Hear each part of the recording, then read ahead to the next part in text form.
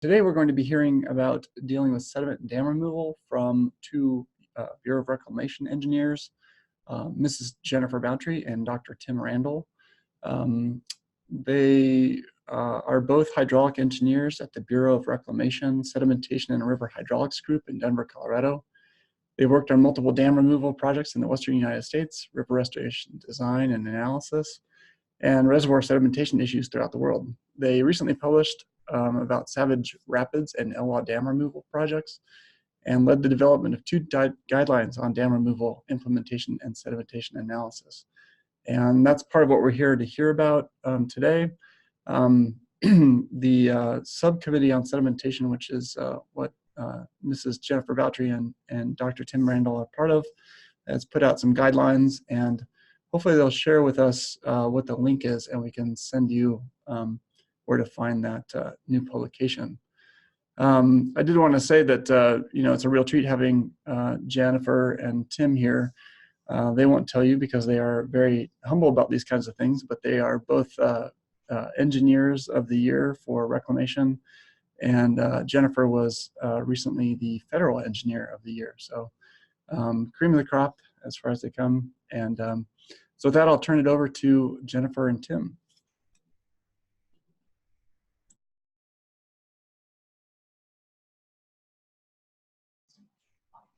There we go. Hi, can you hear us? Okay. Toby, can you confirm that you can hear us? We can hear you, yes. Okay, great. And then what are you seeing on the screen? Because we've got some different funky things going on. Are you? Okay. It's the main presentation, yeah. So dam removal analysis guidelines for sediment. Okay, perfect. Well, welcome everyone. We'll go ahead and get started with the presentation. So as Toby alluded to, here is the link shown here on the slide for the dam removal analysis guidelines for sediment. That's going to be the focus of our presentation today. It is available for free on that website. So we had a lot of great support to develop this guideline, and we just wanted to acknowledge some of the folks that helped pull this information together. So we had some critical workshops back almost a decade ago now, but all of those workshop participants had experience both planning and implementing dam removal, and they were really vital to seeing a lot of the components that we're going to present today. And then some key people that helped create chapters in the guidelines were Joe Rathbun, that worked on some of the contaminant analysis, Matt Collins from NOAA, who helped with the monitoring, and Tom Osberger, who also helped with the contaminant section from U.S. Fish and Wildlife. And then we, of course, appreciate the Subcommittee on Sedimentation, which is a group that helps sponsor the workshops and the production of these guidelines. So what we're going to talk about today is give you a little bit of an introduction, talk about how we developed the guideline, and then we're going to get into the heart of it and talk about the procedures of the guideline analysis for sediment specifically. And we'd like to go through a couple case studies and then the conclusions. So over here on the right, you're seeing Glines Canyon Dam, which was removed between 2011 and 2014 on the Elwha River in Washington, one of the larger dam removals that's been accomplished to date. And dams come in a really variety of sizes, from small dinky dams to big dams, like on the Elwha. Savage Rapids Dam in Oregon here was 40 feet. We have got really large dams in Arizona, the Glen Canyon Dam. So they really come in all different sizes, and they have a wide variety of purposes and environmental effects. And a lot of our dams were constructed kind of in a peak time in the 50s and 60s. And in fact, in the 60s, we really peaked as a nation in terms of constructing the majority of our dams that we use today. And the location of those dams are spread fairly widely across the United States. There's a national inventory of dams available that documents over 90,000 major dams in the United States, and those are largely related to dams that potentially have safety hazards and are monitored more closely. But in fact, there's millions more small dams across the United States that aren't even documented. relative to that, there's only been about 1,400 dams removed. The height of the dams removed can vary from less than 2 meters or less than 6 feet up to 100 to 200 feet or 32 to 64 meters. The majority of them have been in that under 16 meter range. And it's really been increasing in the last 2 decades in terms of how many have been removed since the early decades until most recently. The reasons for dam removal can vary. A lot of dams that are widely documented in the news are removed for river restoration and to restore fish passage. Dam safety can often be a reason because it becomes too expensive to maintain safety, things that are identified, and so owners want to reduce or eliminate liability. And reservoir sedimentation can also be an issue if the dam is filled with sedimentation to the point where it can't perform its functions of water diversion or flood storage. And I might just add that that'll be a reason for removal more frequently in the future as our dams become older and sediment takes its toll.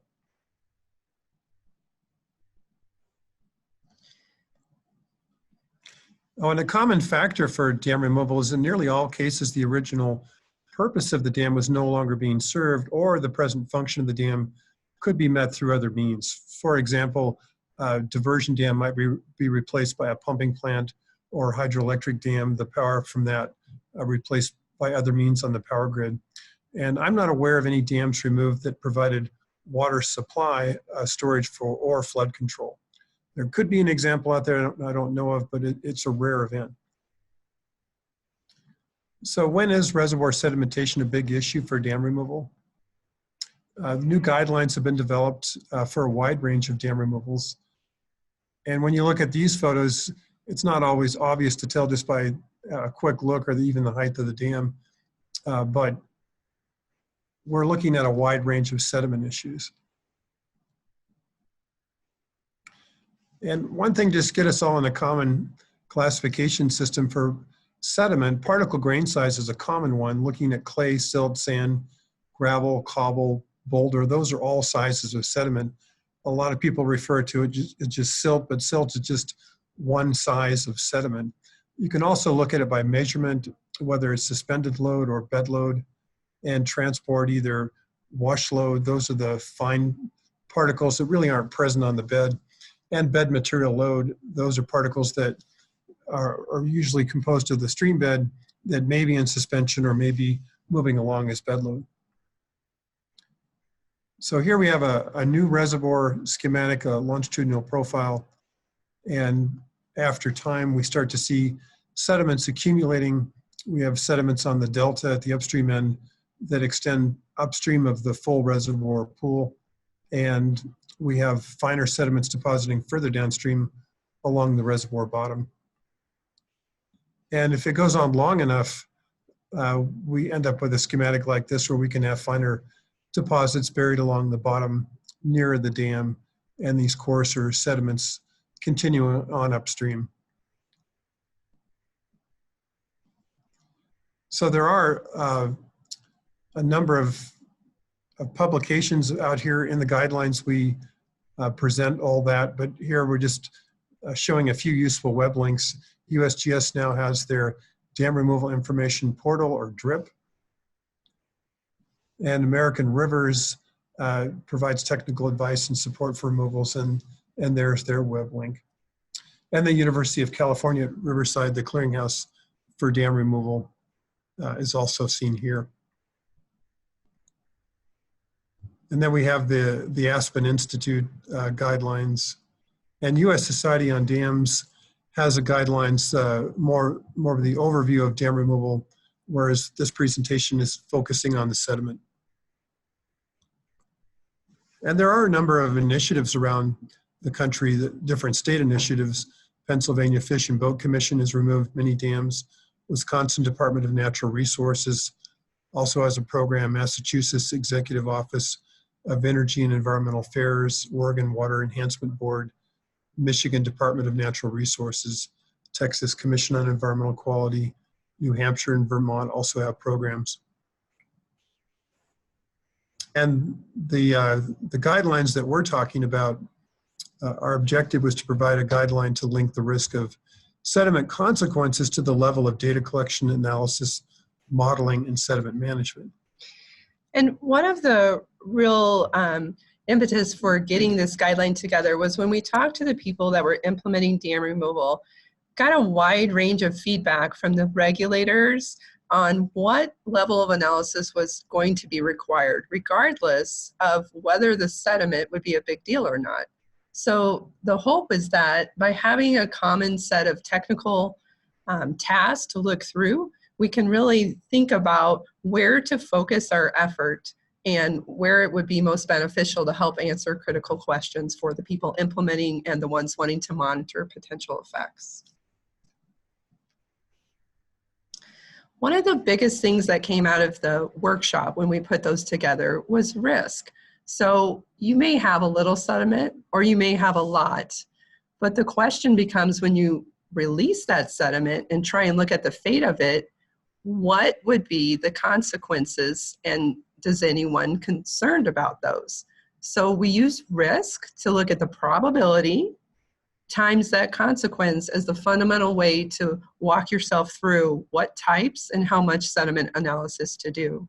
The probability is based on the reservoir sediment volume, and we relate that to kind of a scale factor of what's the mean annual sediment load in the basin. So it may look like a lot of sediment, but on a big river, it may not be a big deal, whereas the same amount of sediment on a little river could be a very big deal if released. And then the consequences are related to those impacts of concern. The greater the risk, the greater the level of the investigation.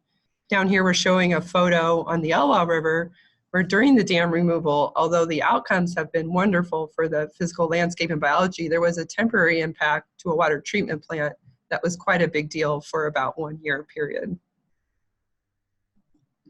So these workshops helped develop the guidelines, and we had participants from government, universities, consultants, and NGOs.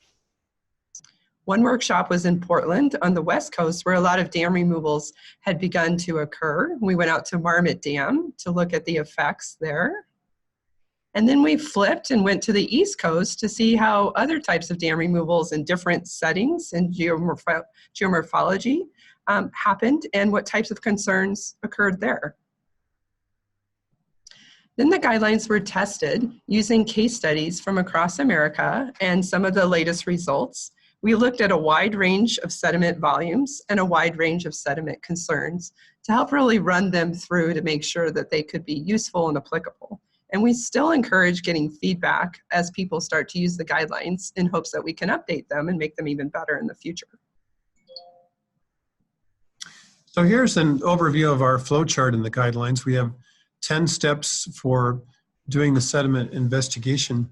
And we'll zoom in here and show you these one by one. So we're going to zoom in on this part first. So the first step is to identify sediment concerns and collecting reservoir and river data, evaluating the potential for contaminants. If there is no concerns for contaminants, you just go on to step 4. Otherwise, you'd be looking at sediment sampling and analysis. Do contaminant concentrations exceed sediment quality criteria? And if they don't, then you're going back to step 4. If they do, then maybe you're conducting biological analysis and estimate the sensitivity. Can the sediments be released? If they are, going back to step 4, if not, going on. And then on step 4, determining the relative reservoir sediment volume and the probability of impact that may come up to be negligible and you don't have to do anything more. And then looking at the probability of the sediment based on how much sediment's there relative to the mean annual sediment load. Is it small, medium, or large? Then going on step 5, refining the potential sediment consequences and estimating the risk. Then step 6, develop the dam removal and sediment management alternatives, and then conduct the sediment analysis based on risk and assess the uncertainty. So we'll go through these in a little more detail, but hopefully you're starting to get the concept that risk kind of goes throughout these steps to make sure you're matching that level of concern with what you actually do. And then if you don't have a lot of sediment, you get this out where you can just move forward with the dam removal if there's really no need to go to a lot of monitoring and analysis to figure that out. Yeah, and this is the last part of the flowchart where you would determine after you've done the impact analysis, are the sediment impacts tolerable? And if they are, then you develop your plan for monitoring and proceed.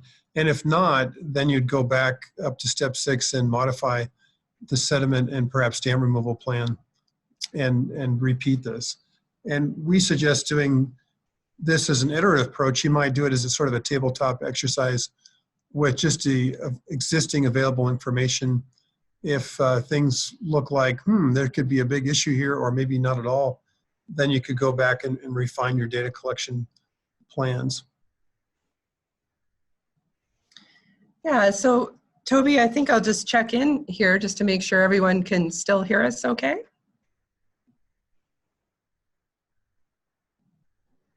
Yeah, it sounds great. Okay, good. It's always hard to know.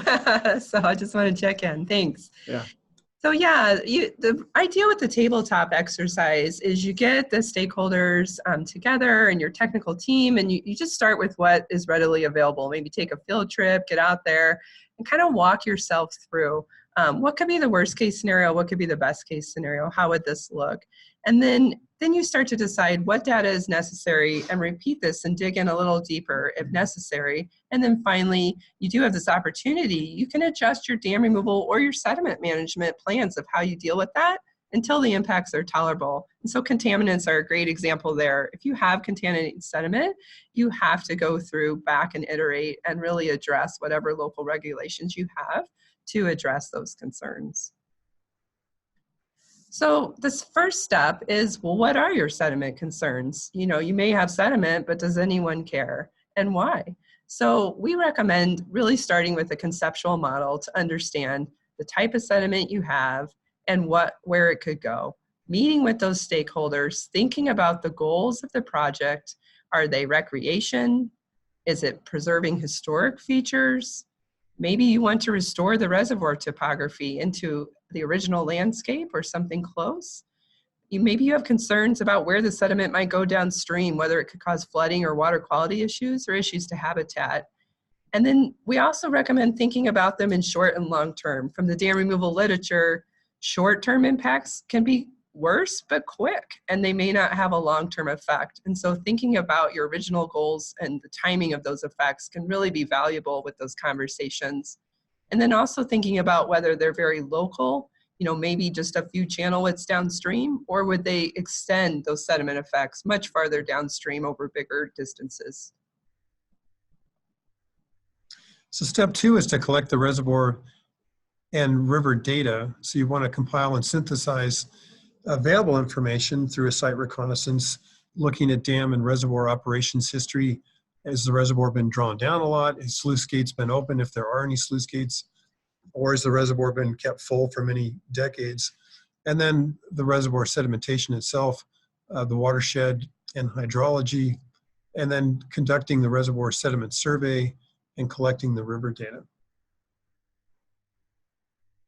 So when we talk about characterizing the reservoir sediment, we're talking about how much is there, that's the volume, where is it? As we saw in the graph earlier, there may be more at the upstream end, or there may be more closer to the dam. And what's the sedimentation history? Have the operators sluiced it or dredged it out? So what are you really looking at? And when you try and compare that to the average annual load, knowing how much is there. And of concern in a lot of projects is you might have old buried structure or debris that are different than the sediment, but could cause a problem or different impacts as you draw down the reservoir and remove the dam. In step 3, you want to evaluate the potential for contaminants. So first you would determine if contaminants are of concern. Is there anything in the upstream watershed that would be a likely source of contaminants?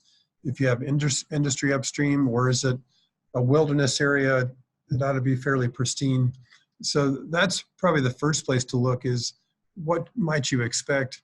And then if contaminants are of concern, then sediment sampling and chemistry analysis, determining if the concentrations exceed criteria or above the general background for this particular area. And if so, conduct a biologic analysis to see what the effects of those contaminants would be on organisms. And then looking at management options for contaminants, either cap and isolate them within the reservoir or remove them to some off-stream disposal site.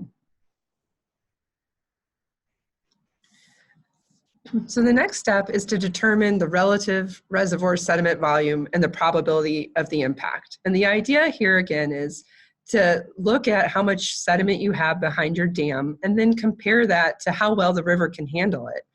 So by doing that, we look at the average annual sediment load. So do you have a year's worth of sediment? Do you have 10 years? Do you have decades worth of sediment? It can start to give you a really good feel for how well your downstream river will be able to transport and redistribute that sediment if you were to remove the dam. And we go through in the guidelines some different techniques for making these estimates. And then we look at the probability of that sediment impact based on that comparison of how much sediment is there to the average annual load. So, and here's a way of just looking at this probability where T sub S is the years of trapped sediment. And that could end up being just months of trapped sediment, or it could be decades. So you're looking at the volume or mass of sediment within the reservoir and dividing it by the mean annual sediment load. And so you can see you're on a continuum here. If you're 0.1, which is basically a month's worth of sediment, that's considered negligible. If you're up to many months, that's small. If you're more than a year or years of sediment, that's medium, and decades would be large. And we also have criteria for a negligible sediment volume. So rather than asking someone to try and estimate what the average annual sediment load is, some shortcut ways of getting to that. So these are alternative criteria for low-head dams operated as run-of-the-river, where the sediment volume is less than a sand or gravel bar. So if you look at the width of the stream squared times the depth of the stream at bankful, is comparing that to the sediment volume. And if true, then no further sediment analysis would be recommended. So some tips for the reservoir sediment volume estimate based on our experiences of dam removal projects are trying to find some pre-dam photographs. They're not always available, but they can be so insightful to see what that looked like when they were first doing the construction, and you might see some things that surprise you in terms of how they modified the landscape. Looking at the reservoir sediment trap efficiency for fines, we provide some literature in the guidelines on how to do that. In other words, as sediment is coming into your reservoir, what is the slow velocities that might cause that sediment to fall out? We call that the trap efficiency relative to the volume of water coming in. We look at how the reservoir, if it's still accumulating sediment. So if it's not full, then it becomes a little more tricky. You have to think about, again, how many years of sediment are in there to think about how that compares to the river. And then check the operational history to see if the reservoir has been drawn down that might affect where the sediment is and how much is there. Yeah, here's the trap efficiency curve. So this is based on Bruin and also Churchill. But on the bottom axis, you're looking at the ratio of reservoir size to the mean annual flow. So one would mean that the amount of storage volume is the same as an average annual flow of the river. But 0.1 would mean you've only got 1/10 of the mean annual flow. So if you look at here, if your storage is quite small, like a small diversion dam, you're probably not going to expect to trap any fine sediments. If your ratio is 0.01 or 1% of the mean annual flow, you might trap 50% of the fine sediments. If your ratio is just 1/10 of the mean annual flow, you might trap 87% of the sediments, and so on.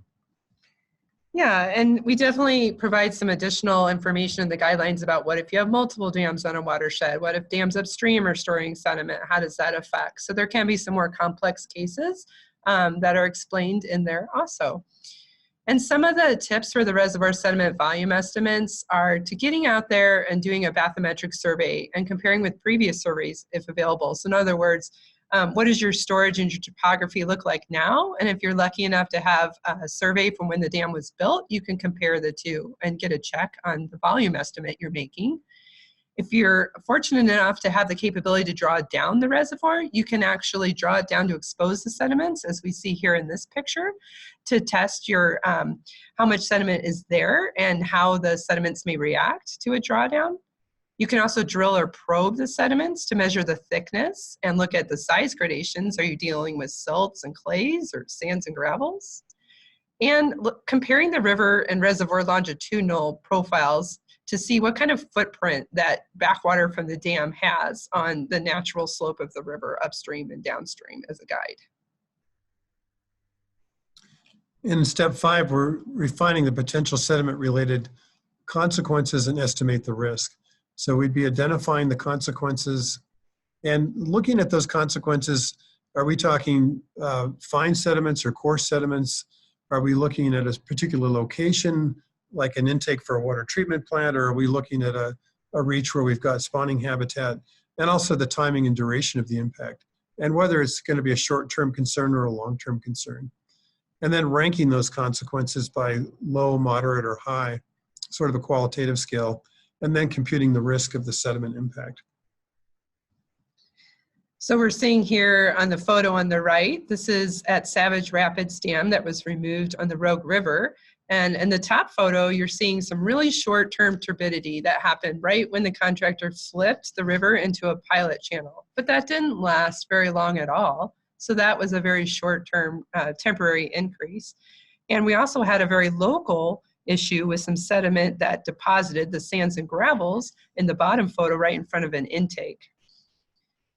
So again, looking at those sediment issues in terms of temporary or long-term, local or not, would they actually be enough to cause a change to flood stage or impairment of aquatic habitat? Are they going to bury an intake altogether? And where is the fate of that sediment? Where is that sediment going to end up? Would it make it all the way to a coastal area or another lake delta, or just in a few channel widths downstream? So here we have a risk calculator, basically just a table. On the this side, we're looking at the probability of fine or coarse sediment, and that's that relative ratio of sediment volume relative to the mean annual sediment load. So that could be small, medium, or large. And then we're comparing that to the consequence of the sediment. Those consequences could be small, medium, or large. So if you had a medium probability combined with a large consequence, that would be a high risk. And you can see how just working through this table can help you out that way. Yeah, and there's no right or wrong to the table. It's partly qualitative and partly quantitative, but it's a mechanism, a tool to help have that conversation with the stakeholders to develop this dam removal analysis plan. And when you get to the part of step 6, you're really looking at how are you going to remove that dam based on your concerns and your local constraints. Is it going to be a full dam removal? Or in some cases, we only remove part of the dam? Would it be rapid all at once, where the river has access to all the sediment instantaneously? Or would it be phased, where you draw down or remove the dam in parts over time? It can also be, what season are you removing it in? Is it going to be during low flows, when a small amount of sediment might cause a lot of turbidity because you don't have a lot of water? Or during a flood, when the sediment may be muted by natural background sediment? The other part is the sediment management alternative. Are you going to allow the river to remove the sediment as the dam is removed? Or are you going to get in there and try and mechanically remove some of that sediment or even stabilize it? Yeah, so river erosion is maybe one of the more common schemes out west anyway. The river is allowed to erode a channel through the reservoir sediments. The rate of erosion is going to depend on the rate of reservoir drawdown, which may in turn depend on the rate of dam removal. It's the most commonly adopted alternative. It's the least cost, but it has the maximum turbidity and downstream sediment deposition. And a narrow pilot channel may be desired for wide reservoirs where you want to have more control over where the incision is going to take place. In a narrow reservoir, this probably isn't necessary at all, but in the wide reservoirs, it might be. And mechanical removal is where you actually, because of impact concerns, you're going to take those sediments out of the reservoir and put them off-site somewhere else. You can either use a hydraulic dredge with a slurry pipeline to remove those sediments, or mechanical excavation, which is then transported by trucks. Mechanical removal can be a very high cost, but it does prevent the sediments from entering the downstream river channel. So again, it gets back to, you don't just do mechanical removal to do it, but you compare it to your risks and what are your concerns. So in the reservoir stabilization scheme, you may have some sediment shown here in brown with a small amount of water in a situation where the reservoir is fairly full of sediment. And once you adjust to implement the dam removal, you're going to stabilize those sediments to remain in place so that they're not at risk when the river conditions are restored to be eroded and transported downstream with some type of bank protection. Another really important component of dam removal is, particularly in this day and age, what will happen with revegetation of any sediments that remain in place. And controlling exotic species is becoming an increasingly large part of dam removal projects that needs to be considered. And it can also adjust how much sediment is subject to erosion over the long term and future floods after dam removal. So it's an important component. Some of the advice is to definitely avoid planting in unstable areas that temporarily are still being reworked. So in other words, waiting until they come to a new equilibrium. And the new growth can really depend on your access to moisture. So how far down does the river get from dam removal relative to where you're trying to plant? And how close are these new surfaces to seed availability? Or do you need to get in there and help increase that capacity for vegetation? And one other point about that is sands and gravels may not have a lot of moisture. They may be pretty well draining. Whereas if you have silts in your deposits, they're going to retain a lot more moisture and make the plants more easily grown. And then we get into conducting the sediment analysis based on risk. We want to develop a conceptual model, qualitatively describe what will happen to the reservoir sediment and what will the reservoir topography look like. So we proposed a conceptual model here where you're starting off in A, the upper left, the pre-removal reservoir, and then going to the right, dewatering immediately following dam removal, you're starting to expose sediments. Then you, in C, you get the head cut or nick point migration. And then in D, you get the degradation and widening. And then aggradation and widening or degradation and widening with high stream power. And eventually you get to some kind of quasi-equilibrium with the vegetation. A new floodplain has begun to establish, and the channel starts to settle down.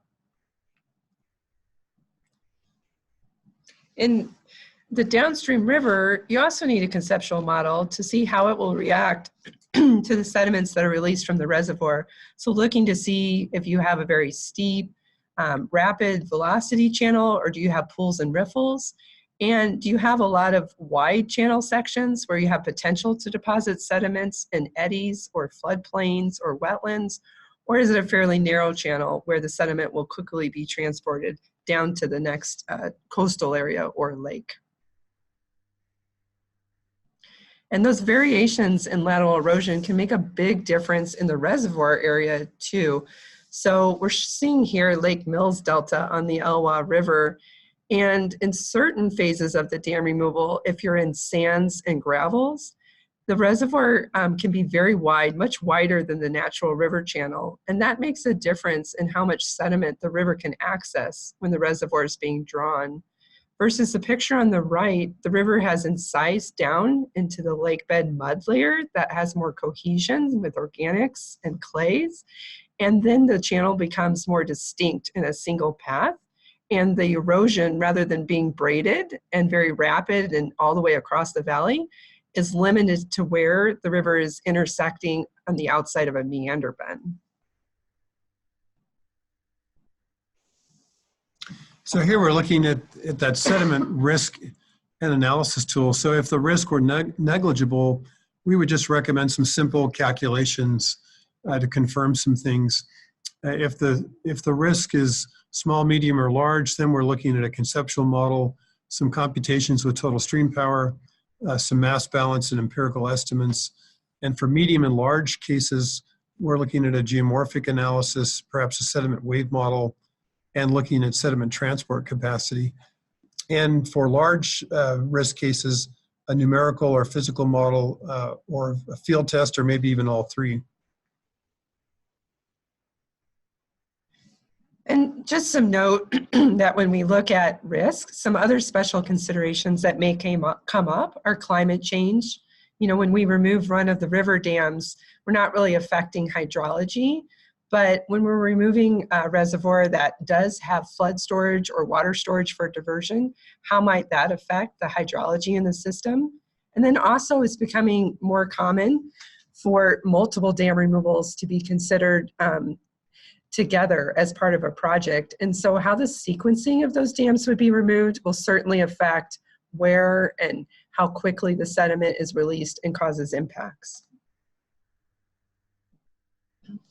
And another important component is, of course, looking at the uncertainty. We don't always have all the information we would like, particularly when the original dam was built, trying to characterize some of the complexities in the sediment deposits. So trying to look back at the underlying data and assumptions that were made in the analysis to really see how those might affect the dam removal and sediment management plan. And also the parameter uncertainty when we're doing the models is another important component to look at how much fluctuation we have in our predictions, perhaps of the aggregation amount or how much suspended sediment may occur downstream, and the model structure uncertainty. So plan for the unexpected. Hopefully not someone pushing you off a cliff collecting data, but in your modeling and data assumptions. And then determine if the sediment impacts are tolerable. So assessing the predicted impacts and uncertainty, determine if the impacts are tolerable, if they can be avoided or mitigated. And if the uncertainty is too high, then additional data collection, analysis, and modeling may be warranted. And if the impacts are too high, modify the dam removal and sediment management plans. So modifying a management plan may be incremental or phased dam removal. Maybe you only take out a portion of the dam, see how things react, let the river slowly erode the sediment to expand it over a longer time period. Maybe you change the timing of dam removal. Instead of doing it during low flow, you do it during a breach, or you avoid times when sensitive species are in the river, such as fish spawning in the river. You might also reduce the reservoir sediment erosion by stabilizing or removing a portion of the sediment, but not all. You can also leave a portion of the dam in place, and that can both be laterally or vertically. You can install wells or infiltration galleries if you have downstream water supply that may be affected by high sediment loads and you need an alternate way to get water that's not as affected. You can enhance or build new water treatment plants, which is a more high-end, high-risk type of mitigation, but may be warranted in some cases. And if you think you're going to have significant downstream aggregation, if you still want to implement the river erosion plan to help restore the downstream river and connectivity, you can raise or construct flood levees or maintain flood protection for infrastructure downstream. And then step 10 is develop the monitoring and adaptive management plan. For really small dams with not much sediment, this may not be too much of a plan, but for cases where there is sediment, we would suggest using the predictions to guide the monitoring plan. So rather than thinking of everything you could possibly think of to monitor, use your predictions to figure out what you think will happen and then base the monitoring on that. So if you're particularly concerned about fine sediments or coarse sediments, then your monitoring program would focus on those things. And then if you want to use it in an adaptive management plan, develop some real-time monitoring so that you can get the monitoring results, digest those while the project's being implemented. And that could give you the information necessary to modify the project as it's going forward. If all your monitoring is well after the fact, then you really don't have any opportunities for adaptive management. And then if the monitoring results differ from the predictions, determine why. And if necessary, adapt the implementation to ensure that the impacts are tolerable. So in conclusion, these guidelines, the hope is that they relate the level of sediment to data collection, analysis, modeling, and mitigation to this risk. So we're not just doing analysis and data collection to do it, but we're actually tying that to the specific reasons of concern and how much sediment is there. The users, we really want people to apply this in an iterative process, because as you gain more information, either from your actual data or from stakeholders, you may have to adjust. Interdisciplinary collaboration is definitely recommended. So you're getting the people that are specialized in the areas of concern, whether it's water treatment or it's fish habitat or it's those ecosystem concerns, into your process to help guide that analysis. And of course, frequent communication among that team and stakeholders. So we do have some example case studies, but we have about 15 minutes left. Maybe it would be good to open it up for questions. We could maybe go through one of them really quick. Go through one. The Gold Hill. So the Gold Hill is a pretty quick one we can go through. It was on the Rogue River in Oregon. It was a simple dam used for run-of-river operation and supplied water to municipal and industrial water. It was only 1 to 8 feet high. It had this L-shaped across the river we're looking at there, about a 1,000-foot crest. And the reservoir pool was small, 350 feet wide, but it was about a mile long. It contained about 100 acre-feet of storage. The objective was to replace this water diversion with a pump that could still supply water, but restore fish passage. And this was one of a series of 3 dams that were removed on the Rogue River. This project came up with a negligible sediment risk. In fact, when we were asked how much sediment was there, we said, well, literally nothing. And they said, well, we got to have something for this documentation. So they sent divers out, and they found this really small amount of 456 cubic yards, which is pretty tiny relative to the river's capacity, much less than the average annual sediment load, and something that could be easily transported by the river. In fact, the picture we're looking at here was the Coffer Dam, built to help remove the dam, contained more sediment than the actual amount of sediment stored in the reservoir. So there's something to think about there. So based on the negligible sediment, the removal plan, they did consider both full and partial, and they did look at how much sediment management was needed. And really it was minimal. There was no contaminants, no downstream aggradation, and a low probability of increased sediment loads during removal, except for the Coffer Dam, of course. We did do some survey and hydraulic modeling, even though it was a negligible case. Most of that was to really help guaranteeing the fish passage would be occurring after dam removal. It was one of the early dam removals also, so I think there was some concern and uncertainty, so we just needed to do this to help prove that. And it was also to help make sure the intake would be functional with different water stages after the dam was removed. So the project cost of removing the entire dam was only about 4% more, and then a partial removal to remove the whole thing.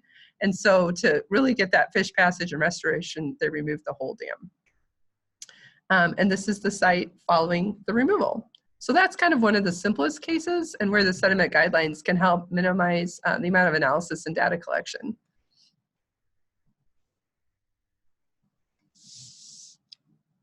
Let's see, we could go through one more really quick.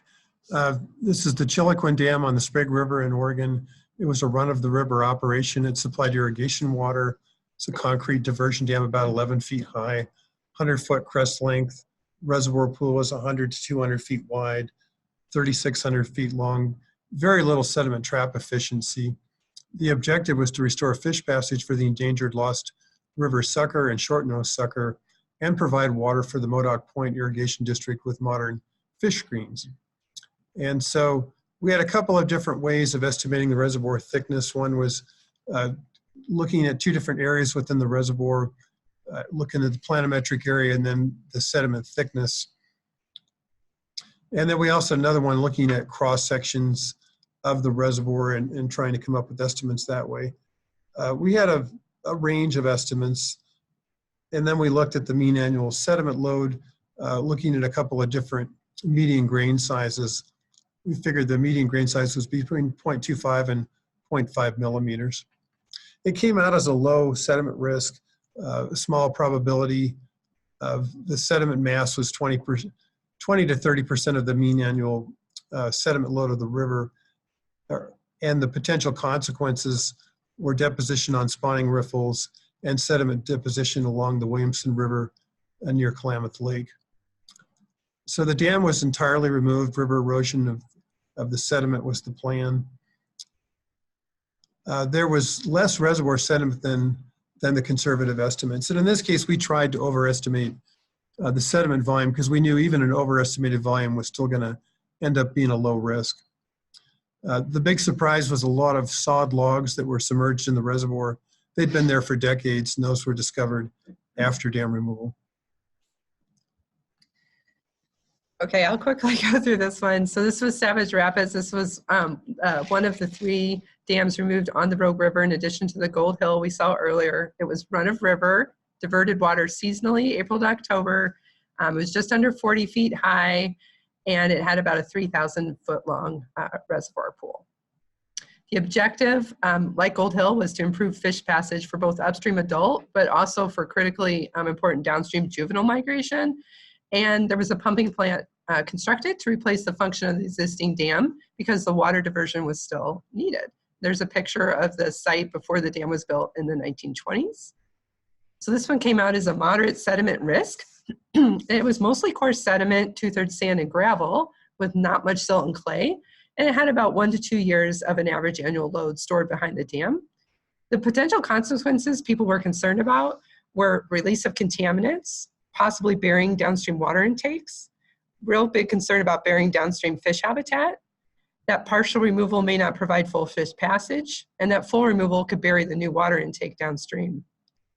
So what was decided upon was a partial dam removal because the remaining part of the structure that was left was outside of the low floodplain and channel, but could provide a lot of flood protection to this really important new downstream water intake and plant while not affecting fish passage at all. And there was really no contaminants in the sediment. So the idea that was implemented was we lowered the reservoir through a radial gate, constructed a cofferdam, removed the dam in 2 phases, and then created a pilot channel to push it back. The conceptual model was that fine sediment was not going to be a big deal, so water quality impacts would be short. The reservoir width was about 2 to 3 times the river, so sand and gravel would be expected to fill downstream pools. The river and floodplain were expected to largely restore itself, and the river had a really high transport capacity, so the effects wouldn't go very far downstream. In fact, just down to the next major tributary that had a lot of sediment coming in. A lot of the analysis questions here were where the new pumping plant should be, so the focus of the modeling was really to help that design. And we also looked at fish passage with some of our modeling tools to ensure that during dam removal, we could still get fish upstream, and if not, how we might mitigate for that. So it turned out, we saw this picture earlier on the left, that we did have some short-term turbidity increases, but they were within the range of a natural flood, and they quickly recovered back to natural levels. Fish passage was maintained. There was some burial of this water intake just downstream for 1 year. Just bought an excavator, and that problem was quickly mitigated for. And the water intake 5 miles downstream had some short-term increase in treatment costs, but did not have any long-term impacts. So here's just a quick graph of that short turbidity spike that we saw in the picture earlier. It was really only a few hours that it was high, and within a couple days it was back to normal.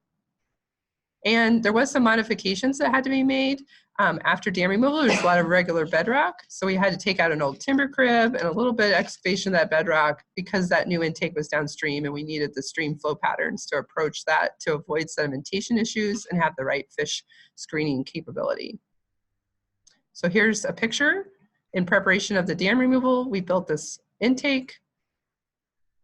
And then here it is after the completion of the new water intake, but before the dam is still removed. Here's a picture during the dam removal when we removed the major portion of the dam and we're allowing flow on the opposite side through those gates. Just about ready to push the flow back into the pilot channel. Here they are opening it up. And the river is restored back to its original position.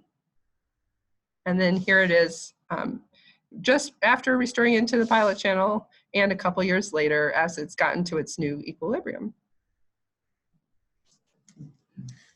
So we'll be happy to open up for questions, Toby. Great. So excellent presentation. Thank you, Jennifer and Tim. If any of the attendees would like to ask some questions, feel free to type it into your chat box. You can either send it to myself for just anonymous, or if you want to send it to the panelists included, then we can try to answer them. I haven't received any questions yet, so. Okay, here's a question. Can we see and discuss the time-lapse videos? Sure. For the LWA project? Probably the LY, yeah. Which, could you say which one you would like to see? There's a number of them. I'll tell you what, I'll show. This is the time-lapse video of Elwha Dam. Oh, but for some reason, this doesn't want to share anymore. And I'm not sure why. Huh. Yeah, we can't see anything. New share, maybe stop share and then reshare. All right, so we're going to try and stop sharing and then do a new one really quick. Maybe the Windows Media. The only, well, maybe.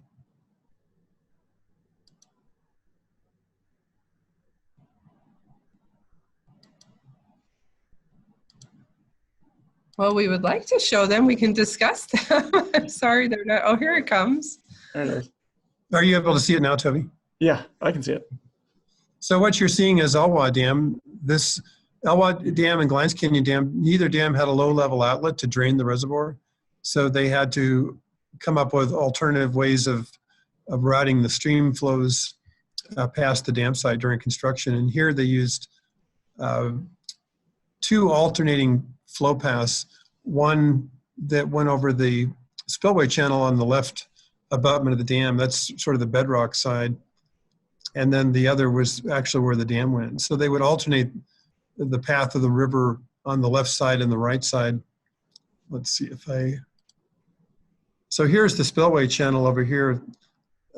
They would divert the river into here, do some work on the dam over here. This is where the actual dam is. And then they would put the river back over here, do more work on the spillway channel, and then finally remove the dam completely, and then put the channel back over here, refilled all this in. It turned out that this was a sacred site to the Elwha people, and Lake Aldwell behind Elwha Dam inundated their creation site. And so they wanted this dam entirely restored to preserve the cultural resources. If I look at the other dam removal, this is Glines Canyon Dam.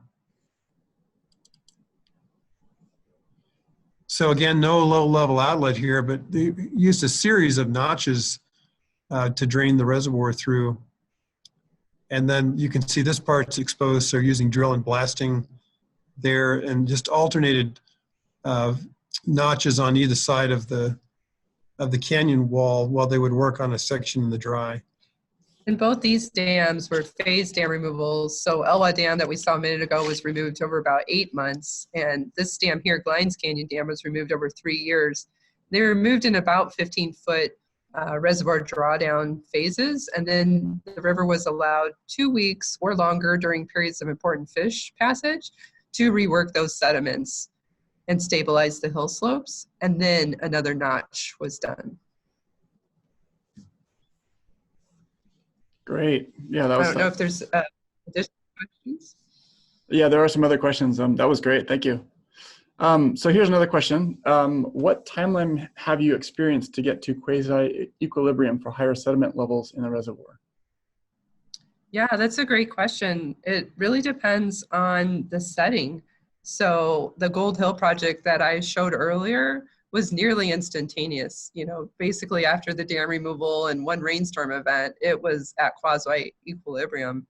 The Elwha project would kind of be the other extreme. The majority of sediment was reworked during the phased removal, and that was kind of the design plan to allow the reservoir to rework it. But it did take about 3 years with some good floods, between a 2 and 10 year flood, following even after the dam was removed, to get to that new quasi-equilibrium to complete the sediment erosion process in that conceptual model we showed earlier. Great, thanks.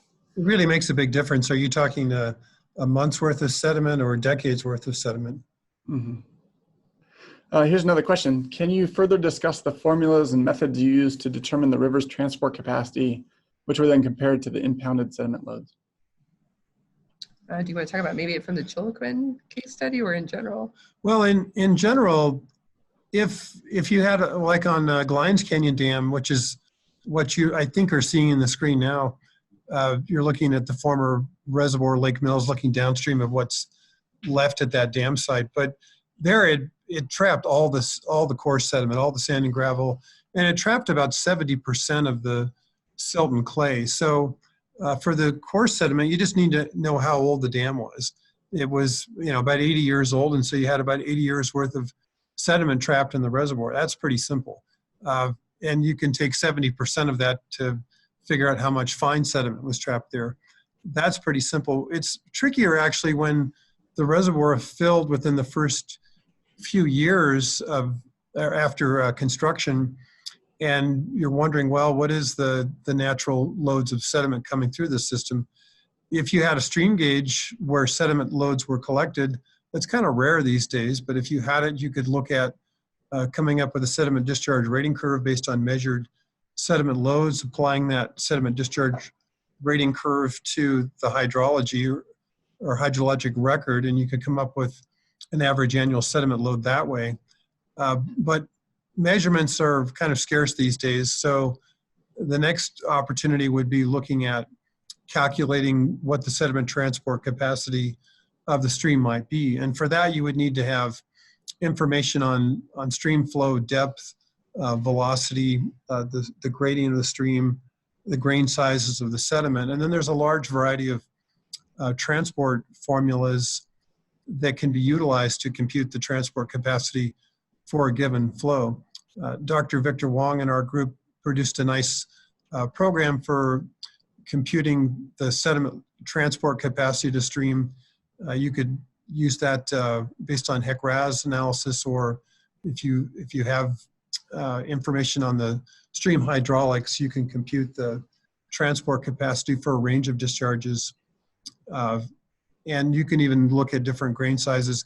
You could look at different transport equations and see how they might vary, but that would be another way of getting an idea of what the annual transport capacity would be. And the third category is if you think it's a really small amount, like you just can't find hardly any there, then we suggest using their alternate means to determine if this is just a negligible sediment volume rather than spending a huge amount of effort trying to figure out the average annual sediment supply. Great, thanks. On a related question, do you think morphodynamic numerical models are a useful tool in developing management alternatives? What is your experience with these tools for dam removal? Yeah, I think that's a really good question. I think it's important to understand your setting.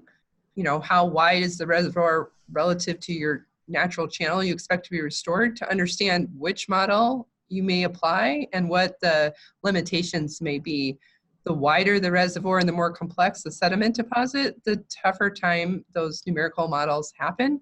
But that's also why we recommend a field test or a physical model and always a conceptual model to help guide those tools, because they do have limitations, particularly if you get a really thick deposit like on the Elwha system that was up to 90 feet thick, and you have different layers of non-cohesive and cohesive layers, and then you're trying to deal with lateral bank erosion and more complex processes over long periods of time. But the models are very useful to help understand the comparison of the potential impacts, and I would still recommend using them. The one thing to be careful on is the timing isn't always exactly right in terms of how fast the sediment is eroded. Yeah, and in the guidelines, we always, Jennifer just said this a minute ago, but we always recommend the conceptual model first to figure out where you think is going to happen, and then the numerical modeling for the high-risk cases are recommended. I think with the conceptual models, you can learn a lot and help figuring out what alternatives make the most sense. The numerical models can help you quantify what would otherwise be a qualitative assessment of those impacts. And Jennifer made some excellent points on, if you're dealing with a reservoir that's relatively narrow, then a 1D model may work just fine. If you're dealing with a reservoir that's fairly wide, you may need to do something different. For the LWA models, we came up with a mass balance model we developed in a GIS framework that we use in an adaptive management sense. We did try a two-dimensional numerical model in the LWA. It takes so long to run. It's so complex that you really can't afford to make very many simulations that way. Whereas we made probably hundreds of simulations with the models that we specifically developed. And we developed them with that in mind. We wanted to be able to explore a lot of scenarios. Great, thanks. Okay, so we've reached the end of the webinar, but if folks want to stay on, and Jennifer and Tim, I don't know if you have time to keep answering questions. We have, looks like maybe 4 more questions, if you could. Yeah, we're here all week. What's that? So we're here all week. Oh, we're here, okay. Well, how about we do these? Go to Sacramento Wednesday, I don't know. Yeah. Let's do the last few questions, and then if folks need to leave, they can. Yeah, thank you for those who attended. Yeah, thanks everyone for attending. One note for folks that are still on here, we will, this has been recorded, and we will be posting it to YouTube sometime in the next couple of weeks. But I will send out a note to everyone that was on the registration link, and so you'll get a link to that later. And I don't know, I mean, would it be possible, do you think, Tim and Jennifer, to share the PDF? Is that? Sure. Okay. I don't know if that's of interest to any of the attendees, but it might be. Email it to you, Toby, and then let you distribute. Okay. Yeah, that sounds great. Yeah, I'll put it as a link on the main page for the webinar. Okay, so the next question is about partial dam removal, either laterally or vertically. They say that they had found that the partial vertical removal led to a deep scour hole and a new lower elevation dam. And then they'd have to go back and remove the dam years to decades later. So any thoughts about that issue? So leaving some portion of the lower part of the dam still in. Yeah, I guess I'll take a crack at that. So let me start with the lateral. Savage Rapids, the one we're viewing here, was one where we did leave the lateral portion of the dam. Oh, and just to confirm, Toby, can you see the Savage Rapids? We can. Yep, okay. We can. Okay, great. So the river is coming from the top left part of the picture to the bottom right. And although it would have been fairly quick to remove the remaining part of the dam, we found that through the modeling results, the downstream intake would have been at high risk from some floods and erosion issues if we had taken that part out. So it was kind of this balance of restoring the fish passage through the site. And all of the vertical portion of the dam was removed in the open river channel you see in the picture. So that one worked out well. A case we can relate to, see, do we have a picture of the Elwha Dam site? Maybe the video? Just yeah, stalling it. The video. So on the Elwha Dam, I'll have Tim pull up the video here, or the Elwha, the lower one. Oh, I'm sorry. What Tim's showing here is Glines Canyon Dam. That one was about 200 feet tall, and they found bedrock when they built the dam, so it was pretty straightforward how far to remove it. The Elwha Dam, we did have kind of a situation there where when the dam was originally built and first filled, it failed and it scoured underneath the dam 70 feet. Remember, the dam's only 100 feet high, so they had a failure where 70 feet deep underneath the dam, it was scoured. So when they replaced that with dynamiting the hill slope and all these timber for mattresses and a concrete caisson. So when they removed the dam, they weren't quite sure how far to remove it. And the intent was to remove it all the way so that it would never be sticking up. But after additional floods, there was a small portion of the cofferdam that we can see at low flows. In that case, we were fortunate to have boulders downstream that helped maintain the crest of the riffle that's there through the site now, but we're still monitoring it. So it can be very difficult to know how far to remove. And if you are concerned that that scour could be a negative impact for fish passage or other recreation reasons, that's a great place for an adaptive management plan. What could go wrong? You know, maybe we shouldn't leave part of the dam in place. There could be concerns about head cutting up into the upstream reservoir. So that's that balance you have to have, and adaptive management can be a really great tool if you can fit that into your project plan to adjust once the river adjusts itself. Well, and also I think from the question, it depends on how the stream flows with the dam in place normally get around. Are they going over the crest of the dam? And if that were the case, and if you lowered the height of the dam, there should be less of a scour hole than when the dam is there. However, if by leaving a stub dam in place, if you're allowing water to go where it doesn't normally go, that very well could produce a scour hole. And if the fish passage or boat passage were a big concern, then you have to come up with some other scheme, whether it's a fish ladder or some other bypass channel. Otherwise, you're going to end up removing the dam. One reason you might want to leave the stub dam is if you're trying to just not have to let all the sediment downstream. But if you're going to have to do it later, maybe you're better off just getting it over with and doing it all in the same project. Yeah, and the only other comment I would have is if it's a small enough dam and you do, excuse me, require some kind of grade control at the site, you can build like a roughened riffle to replace that for whatever portion you're leaving, and that might not create that scour hole downstream. Great, thanks.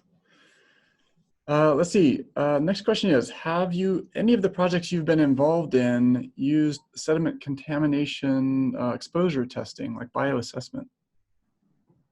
So the projects that we've been involved in we've been lucky enough not to have contaminants, but we do have examples in the guidelines about how to go through the assessment testing because it's always a concern, and particularly like on some of the California dams that we've been doing modeling on, it's really getting in there and looking at not just do you have contaminants, but how does that compare to the standards that you have to use. So we go through in the guidelines and talk about some of the core standards and the state guidelines and how to do those bioassessments because it's really about the human health and the uptake of that contaminant into the water column as to how it might create impacts or not down the road.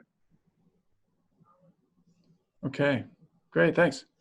Next question is, what was the cost for some of the dam removals you presented, and or the cost of the sediment removal and management plan? Oh, that's a great question. So Elwha, which is the biggest one we've worked on, and probably the biggest in the history of the country so far, that was about $325 million, but I would say less than 10% of that cost went to the actual removal of the dam and the sediment monitoring and adaptive management. Most of that cost was the building of new infrastructure, new treatment plants, new levees, new fish hatcheries. A lot of infrastructure was built, and some of that was probably going to be needed even if the dams were left in place. So you have that on one extreme, and then there's been others where it's a small little dam and it just gets taken out by a contractor in a few days, and there's not a lot of investigation. I think the Pennsylvania Fish and Boat Commission, Scott Carney, has removed a lot of dams at very low cost. The biologists with Fish and Boat Commission meet with the regulatory folks, agree on a plan at the site, and then they spend maybe tens of thousands of dollars to get the dam out. Yeah, one of the biggest drivers is whether you have to do a cofferdam and remove the dam in the dry, or you can remove it in the wet if there's minimal concern about the impacts. So that can drive the cost up quite a bit, and access. And that's a good point about the cofferdam. Some engineers always want to go to a cofferdam no matter what. That can be a very costly part of the project. One thing we would like to recommend, and the U.S. Society on Dams, I think, recommends this in their guideline, is to maybe meet with the contractor and find out what are their thoughts. Do they feel like they could remove this dam without a cofferdam just fine, or do they also agree that it's needed? Don't unnecessarily throw cofferdams into the situation. That can drive up costs. Yeah, so it can vary from under 100,000 to a few hundred million. I see. Okay, I think this is the last question here. Do we calculate the potential risk for each of the consequences, or do you combine all the consequences? It seems that all the risk-related calculations are qualitative type. You could do them individually for each consequence of concern.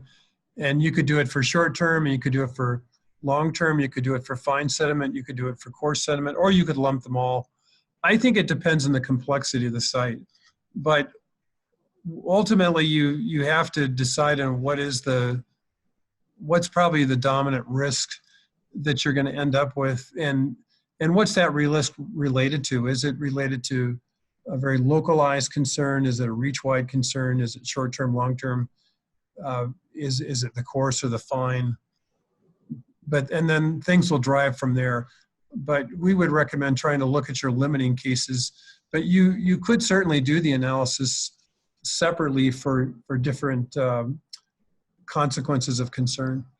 And the consequences are qualitative, that is correct. But the hope is that you do that first iterative round of the guideline with a conceptual model based on your readily available information to inform that qualitative judgment call, and that you have the right people on your team with dam removal experience or knowledge of that particular river system to help inform what qualitative choice you make on those consequences.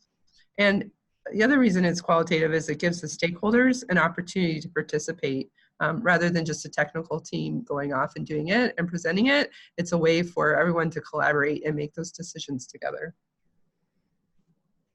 And in some ways, I mean, just to chip in here, it seems like later, once you've developed a sediment management alternative, I mean, at least at the federal level, you have to put some numbers on some of those.